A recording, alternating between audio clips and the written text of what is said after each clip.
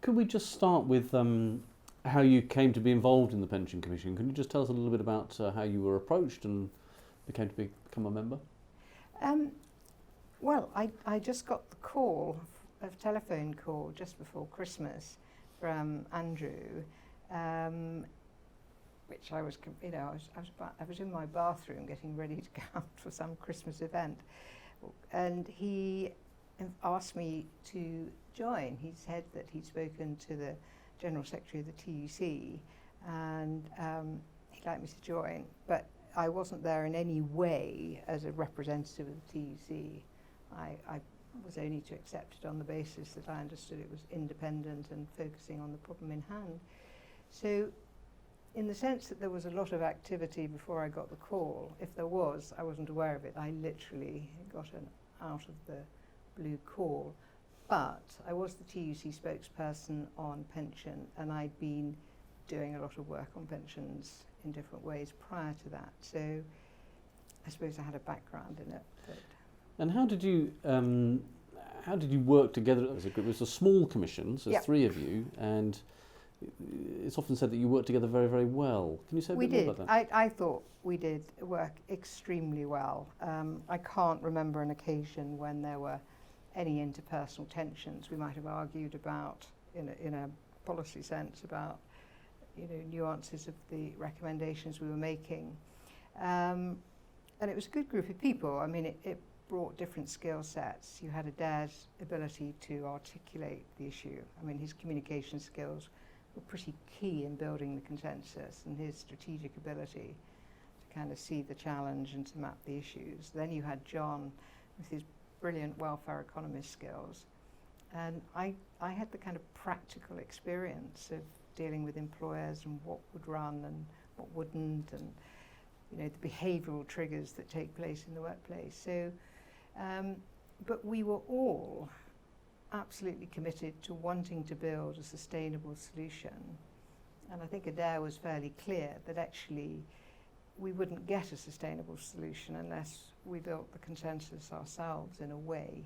And he was very much the leader in doing that, with those public platforms going around the country, seeing all the political parties, all the key stakeholders. So one of the reasons that preparing our report probably took a little longer was we were consensus building at the same time, particularly under Adair's leadership, because we knew pension reform had to last for 20, 30 years. And therefore you were trying to bide a 20 to 30 year consensus. When did you kind of crystallise, if you like, as a commission, your sense of what the challenges were that had to be agreed before you could start moving to the solutions? Well, we kind of had to map the territory and identify the challenge and actually how big the pension challenge was. Because unless people shared the view that this was a problem, I mean, the more and more employers weren't engaging with pensions, and the DB territory was on fire and in underlying decline. So unless you got people to accept the scale of the challenge, you couldn't start to take them towards a solution. And the first report tried to describe what the underlying failures and weaknesses were in the pension system going forward, and that you couldn't find a solution without tackling both the state and the private system, because our original remit was only for the private system, but I mean they're so interdependent. And what we did, and Adair was very keen to do, is to identify where broadly the policy levers lay, where, without going into detail. So that sort of triumvirate of you have to work longer, you have to save more, and you have to have a more generous flat rate state pension system. So mapping the territory of where the problem and the nature of the problem was, and where broadly the policy levers went. You had to win hearts and minds on that, because unless one did, then when you went into the detail of the solution, you hadn't got people with you, so they wouldn't concentrate on the solutions. And people, I mean, one of the arguments that's often made about the Commission was that the evidence base that it marshalled was very important to then getting that agreement on the challenges. So you had to spend a lot of time going through the demographic and other projections. Can you say a little bit about that? We had an excellent team of civil servants. There was no question about that. But they were hand-picked, actually, in the sense that very often, you're given a team of civil servants, but that was not for Lord Turner. He clearly wanted, people of considerable ability, a balanced skill set. So he invested, I think, quite a lot of time engaging with the department on bringing the right people together. And the people that came in weren't all from DWP,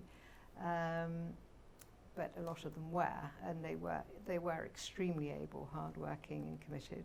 And that was very important because that team was cohesive, and the chemistry between that team and the commission members was very good, and we worked very closely together.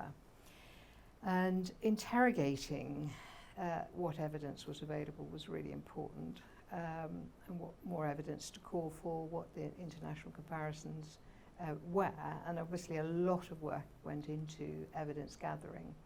And I think the probably most well-known instance of challenging the evidence was on the amount of pension savings going into contract-based pension saving, and it just looked high.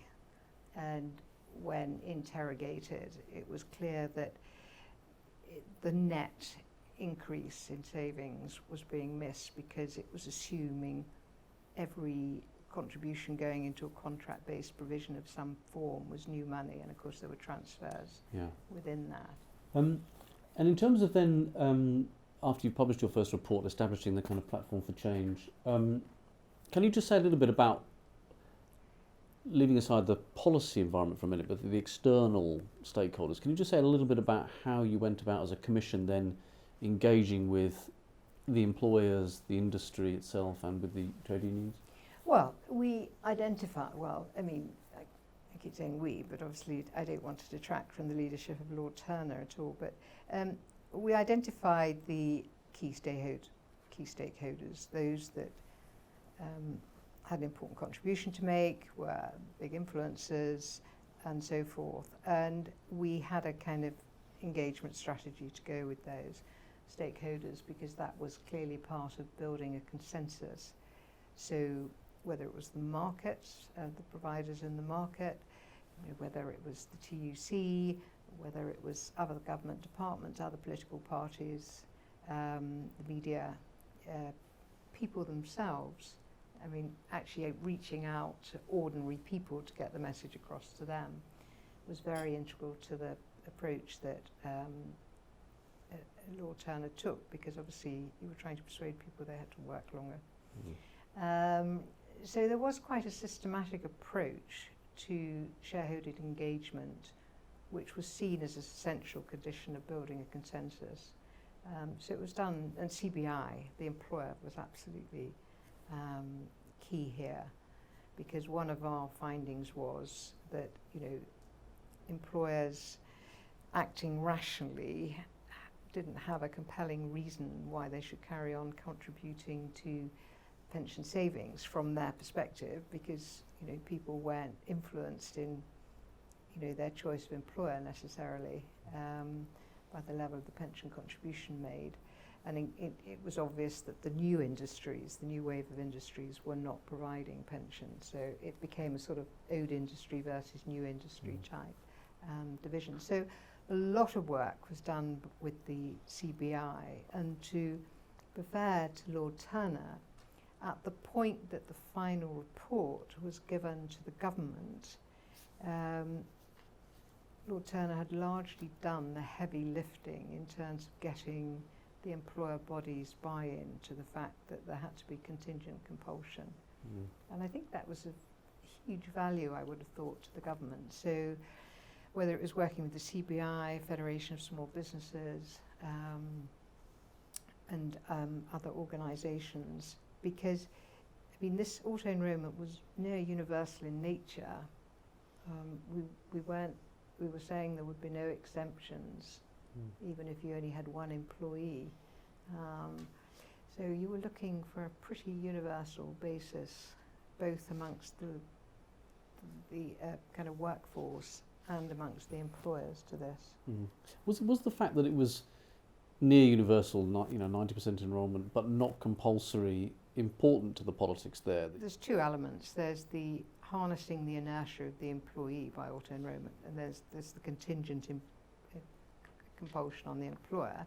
And there was the feeling if you didn't put contingent compulsion on the employer, you wouldn't reverse the underlying decline. No set of reasonable voluntary measures would reverse that underlying decline. So you had contingent compulsion on a statutory minimum. For the worker, because it's not employees, it's workers, there were several considerations. One, if you compel people, it appears like a tax. You then you kind of drive attention against a consensus, which you don't really need if you believe in the power of inertia. Two, there would be people who genuinely it wasn't the right thing for them to do for a variety of reasons. They may be very well off or have an extremely good pension or near retirement or whatever. So a combination of you couldn't assume it was the right thing for every individual, that you didn't want to create a tension amongst the very people whose consensus you needed to that work longer, save more, reform the state pension. And actually this belief that actually the power of inertia would, and if it didn't, though we were pretty confident, I was certainly very confident, I've seen inertia working amongst workforces all my life, then you would just have to revisit and move along the continuum. So yes, that was considered and thought through.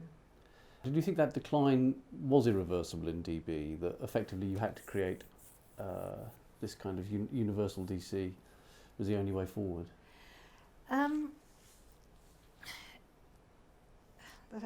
It's a sort of slightly more complicated question. That could you have achieved a near universal DB system in the private sector? No, because you had all these small and medium-sized employers, and building DB schemes in those employers was not sustainable.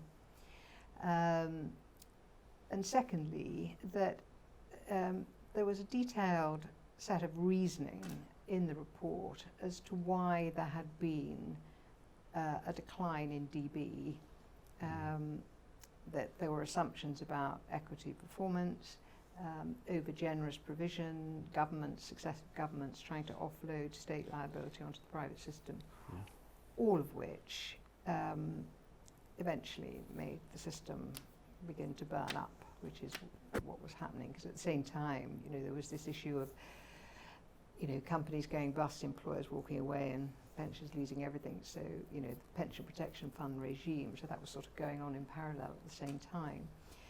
So, and it was difficult to see how one could compel individual companies to take on a DB commitment other than through voluntary measure. But we were trying to look for a reform that would apply near universally, and it really wasn't sustainable to say you could build a DB model in very large numbers of small and medium-sized enterprises that exist.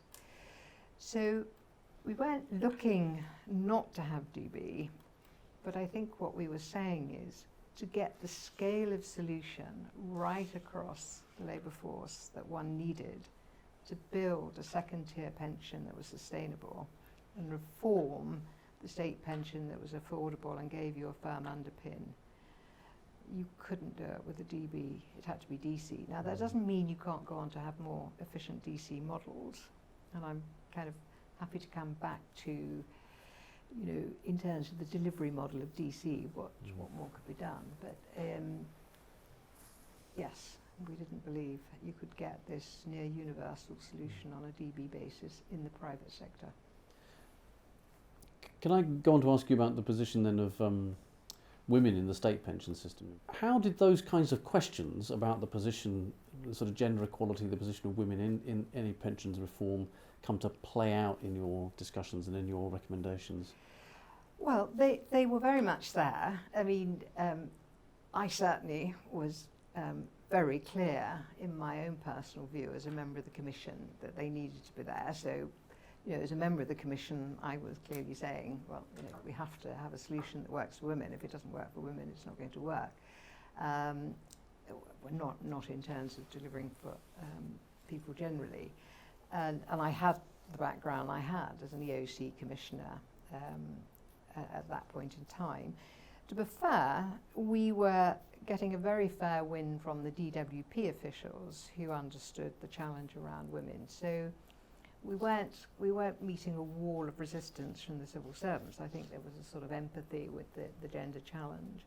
And there were a lot of people out in the wider world who were very conscious of the gender challenge. So for a whole variety of reasons, the evidence itself and the fact that there were people insisting that any solution that comes out of the Commission needs to address the gender dimension, it had a good wind. And it was a good opportunity not to be missed.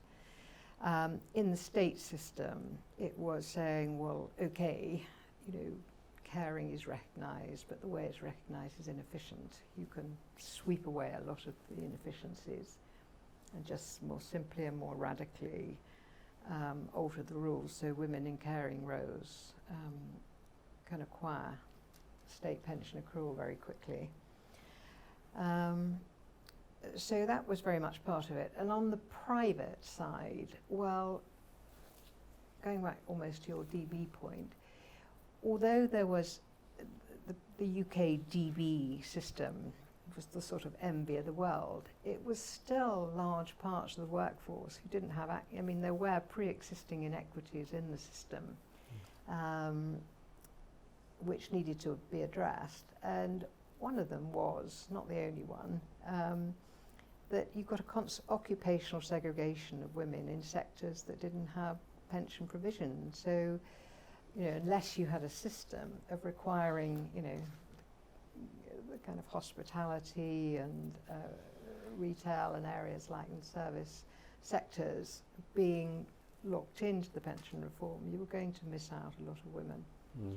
But so it did need a double approach, and also for savings to work, private savings to work, you had to have a firm foundation in the state system. If the state system kept falling in real terms against earnings, then your private savings were just only working to keep you still. You couldn't get the headroom that you needed from the second tier.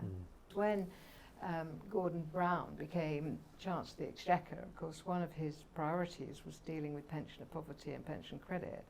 And pensioner poverty was predominantly a female issue. It doesn't mean there weren't lots of men as well, but it was predominantly a female issue because they hadn't accumulated pension in their own right, state or private. And what state they had was less than full because it would derive from their relationship to their spouse.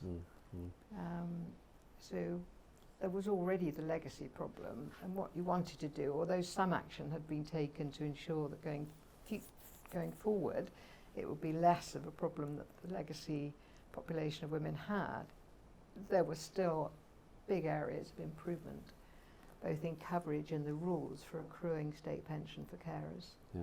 Sorry, I don't know if that sounded complicated. But can I just ask you about SERPs? SERPs reform was associated for a lot of people in the Labour Party, the movement, with Barbara Castle. It was associated with a particular attempt in the 60s and then into the 70s with trying to improve the incomes available to pensioners in retirement to make us look more continental. Can you just say a little bit about your thinking about that, coming as you did from the Labour movement? And yes, well, everybody comes with their own background and their own interests. I did, but I was very clear that on that commission, I was part of an independent group looking for a sustainable solution. So I did kind of put myself through the intellectual rigour of making sure that was the basis on which I was approaching it. SERPs had already shifted to S2P, So the sustainability of the state pension expenditure was already there. It had already gone to prices, so against earnings it was falling.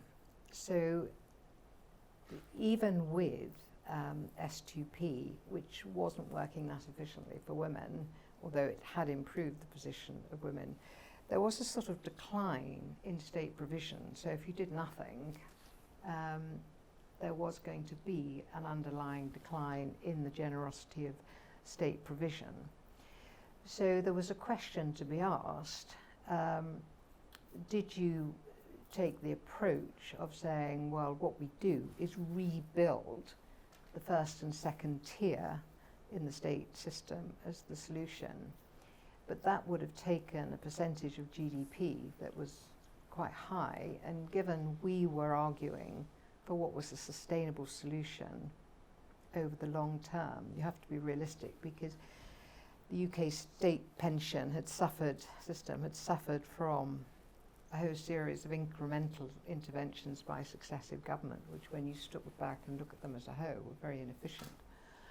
So it's, well, you can come up with something popular that takes 12 or 14% of GDP, but you know, it might last you for a few years and it starts to go. So what's a sustainable level of GDP to go on to the state pension, given that the state exposure to longevity was going to be in the health system and the care system. It wasn't just in the pension system.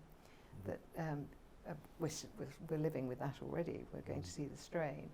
And also, if you could get a near universal system of second tier in the private sector, a more generous flat rate system actually works better for the moderate to lower earner in that sense.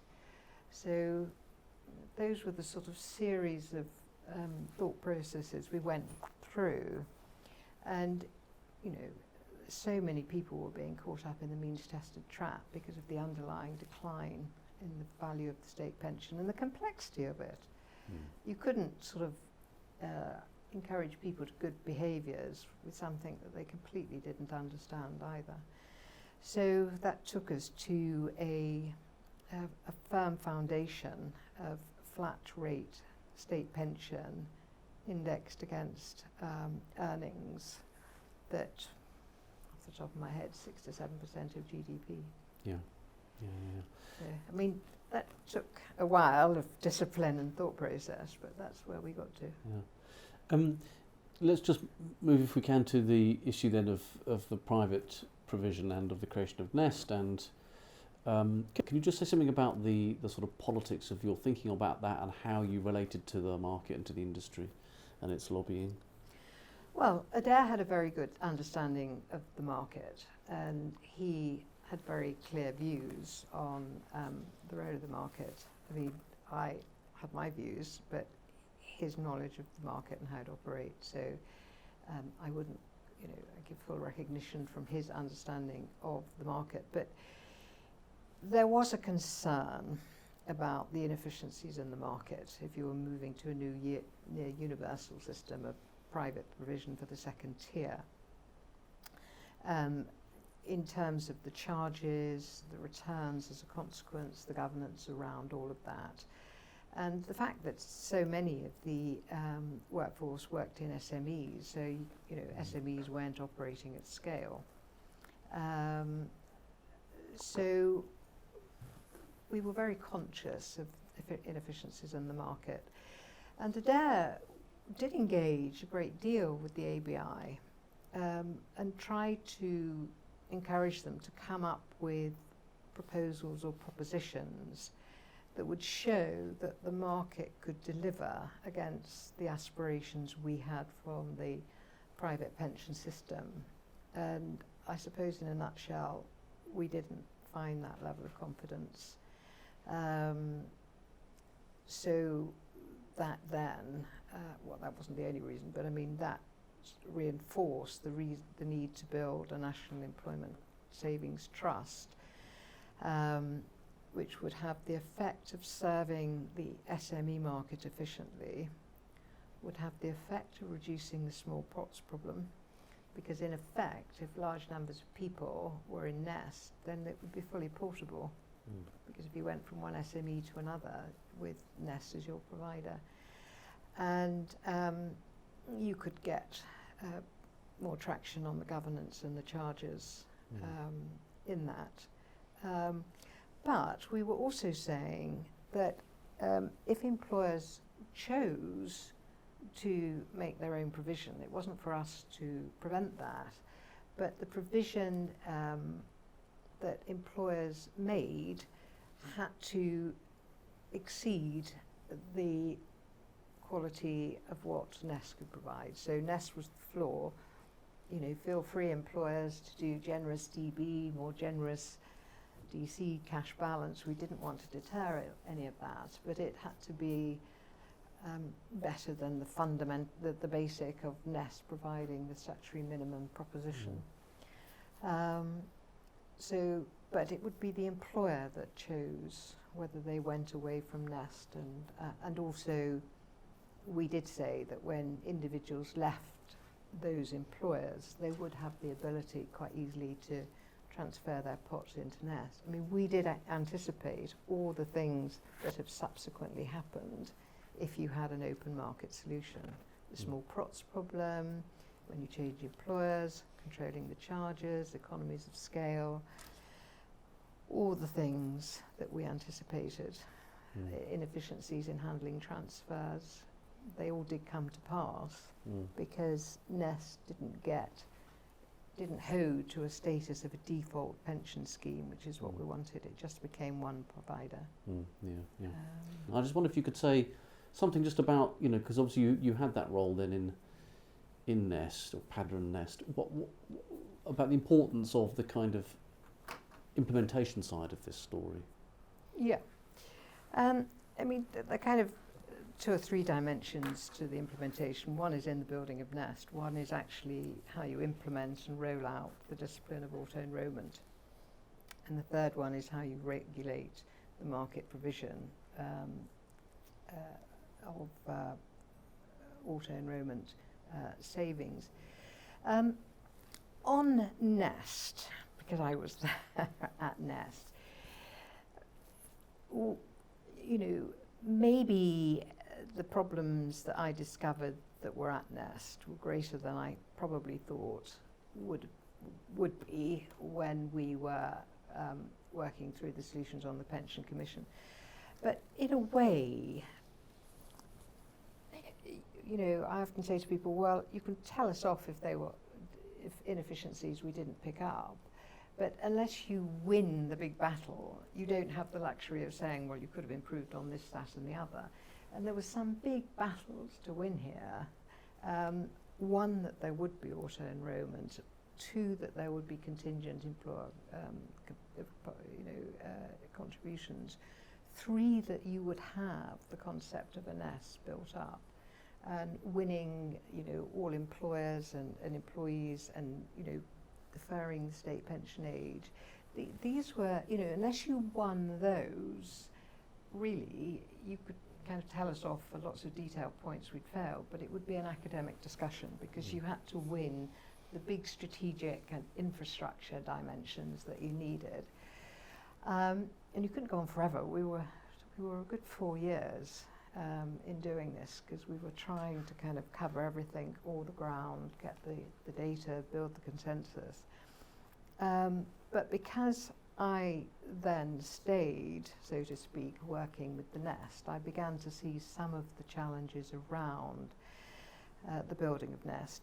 One was that the market was still very resistant to Nest, so all the time that the kind of, you know, our raison d'etre was being challenged. There is no need for this, it's overprivileged, it's getting loan money, we have to get state aid clearance.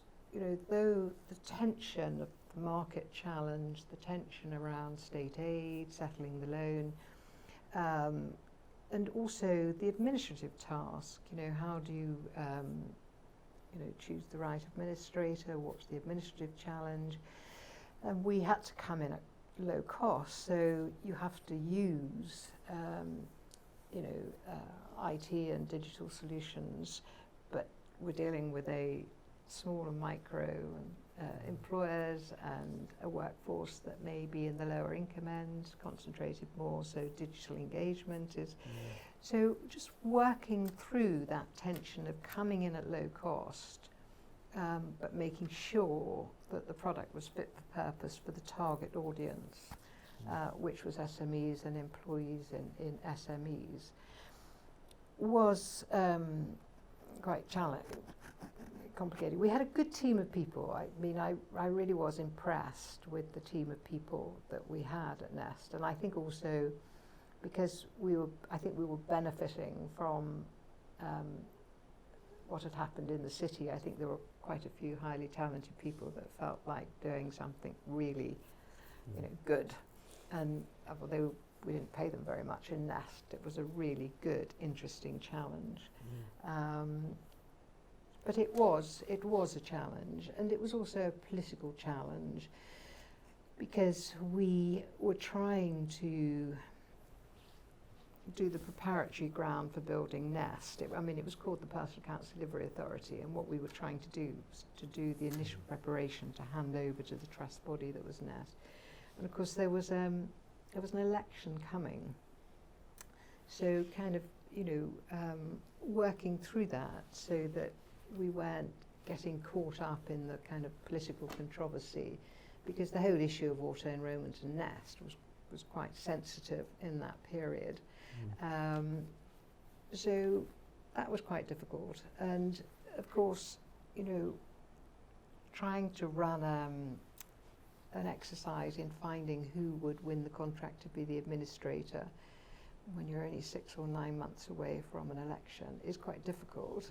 But if you don't carry on with it, you kick the can so far down the road that you actually kind of prejudice. So actually having a Nest at all. So a lot of effort was put into not being political, but trying to concentrate on the challenge in hand in that environment, which I think they did very well, actually.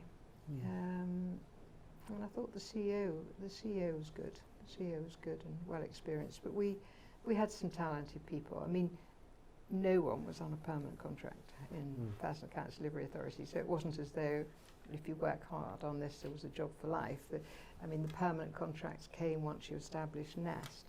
So you had a lot of people who were committed to this succeeding, who were working really hard, long hours to get this done. But there was a real sense of commitment and a high sense of integrity that they were building something that, had to be right, had to be full of integrity and whatever. So it was, although it was challenging, and we probably hadn't realised quite how challenging it could be, it was also extremely rewarding. So, so in that period after 2010 with the coalition government and subsequently Conservative government, you get this big reform right at the end of the coalition government of pensions, so-called pensions freedom. There was a little hiccup in between because the opposition parties at the time, before the election, had been saying that they would review the case for Nest.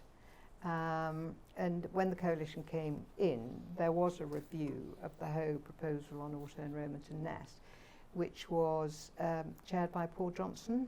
Yeah. So there was a sort of wobbly moment when, is this project going to keep tumbling down? And I mean, well done, Paul Johnson, it didn't come tumbling down. But there were, in my view, new inefficiencies introduced, which was the earnings trigger for auto-enrolment was raised very high.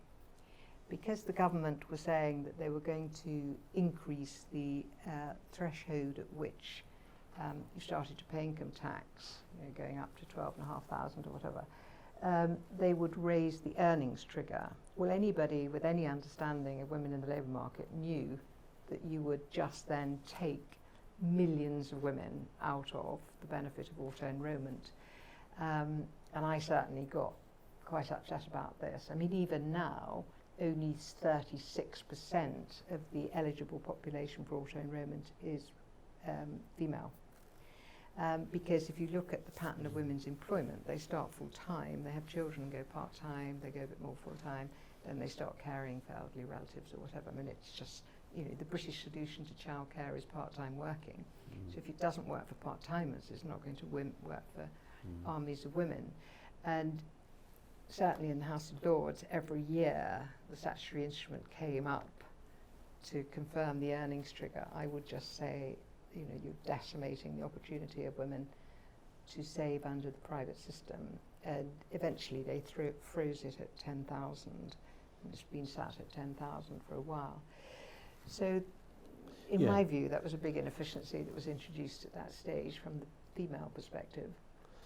Then we come to pension freedom. But we come to pension freedom. So the argument that other members of the Commission and people have said to us is that this was a carefully crafted consensus position, and it upsets all of those kind of carefully crafted. Yes, there are, and there were three, from my point of view. I mean, I'm sure I'm in a minority, but there were three big fault lines. Really, is that there isn't a private pension system. There's a private saving system, because there is no requirement now to take a pension at the end of the saving period. And that broke the contract that pensions were so tax advantaged because they secured an income stream in retirement. It was the trade-off. You got the generosity of that tax relief in exchange from your savings being locked into a pension, to an income stream. And as soon as that went, the ground for challenging the tax system was going to be there, which is what the Chancellor tried to follow through on. Now, there's two elements of the tax relief system. One is efficient in the sense that, the 80-20 rule does 80% of the tax relief go 20% of the people. Is there a more efficient way of allocating the tax relief in the system? But then there's also the amount of the tax relief in the system. And of course, the people exercising freedoms now will have had huge beneficial tax relief. But of course, what's the tax relief system going to be for future generations? And could you get intergenerational unfairness if you start reforming the tax in a certain way? I mean, I think it can be definitely more efficiently allocated. So I think that's unsettled business. But it did mean that you had designed something that didn't lock people into an income stream in retirement. And I think that the inefficiency of that, I think, will be revisited over time. Secondly, I think it undermined the employer's incentive, because when Lord Turner had got employers to buy in to contingent compulsion, part of the argument was, look, this is going to be a real problem for society and for industry if we have a generation of people coming out with no income and so forth. And actually, there should be a tripartite responsibility between the individual, the employer, and the state to find a long-term solution. Well, if you say the state is agnostic as to whether you buy a Lamborghini or not, and it's up to you and you know best, that's fine. But the employer says, well, fine, you've just changed the premise upon which I'm participating, because it's all a question of the individual's savings and the individual's choice, as opposed to a societal solution to funding people in retirement. Now, that doesn't mean there weren't inefficiencies in the annuity market. There were. And it doesn't mean there weren't arguments to having alternatives to annuities or more efficient ways of people being able to manage that. But that wasn't what was posed. It was just you have the freedom. And then the third weakness, I think, is that the assertion that people saved it, it's their money, they know best. Well, the evidence is showing they don't know best. That's not to patronise them. I'm not sure I would be very good at making an active decision on the best investment choice to secure my income stream in old age. I mean, all the kind of asymmetry of knowledge and understanding and inertia problems come through. And then, of course, now, lots and lots of effort and time is going into regulation to deal with the inefficiencies in the market, where people drawing down are now facing high charges, making inefficient decisions and making them losing. So I think it undermined employer incentive because the premise for it had changed. Secondly, you broke the contract that you get generous treatment because you're saving for retirement. And thirdly, the system for protecting the individual in this free world of choice, it's coming later. I mean, this was a policy that had no impact assessment at all. If you could summarise this experience of working with this commission, then with Nest, of these major reforms, can you just say a little bit about how you feel looking back at it all now? Well, it was a fantastic opportunity. I mean, it was an opportunity to work with some amazing people like Lord Turner and John Hills, Professor John Hills. It was exciting to be able to contribute to finding a solution to a big challenge for society, and then being able to go on in both helping to build Nest, inaugural board of the Pension Protection Fund. It was just, yes, it was phenomenal. They were exciting times in the sense that you felt, gosh, I've been given an opportunity to be part of something that can make a difference.